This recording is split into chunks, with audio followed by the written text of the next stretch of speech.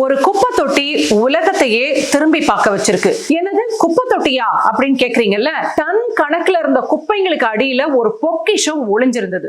என்ன அந்த பொக்கிஷம்? வாங்க பார்க்கலாம். 2018 தென்னாப்பிரிக்காவோட கேப்டவுன் நகரம் குழாய்கள்ல தண்ணீர் முழுசா நின்னுடும், இனிமே வராது, டே 0 அப்படின்னு அறிவிச்சப்போ உலகமே திரும்பி பார்த்துச்சு. ஆமா, அப்படி ஒரு நிலைமை இந்தியாவோட பல நகரங்களுக்கு கூடிய சீக்கிரம் வரப்போகுது. அந்த பின்னணியோட இன்னைக்கு இந்த தொகுப்பை நம்ம பார்க்கலாம். ஒரு கிணறு ஒரு ஊரோட நிலத்தடி நீர்மட்டத்தையே மாற்றும் அப்படின்னு சொன்னா நம்புவீங்களா? மாத்தி காட்டி இருக்கு.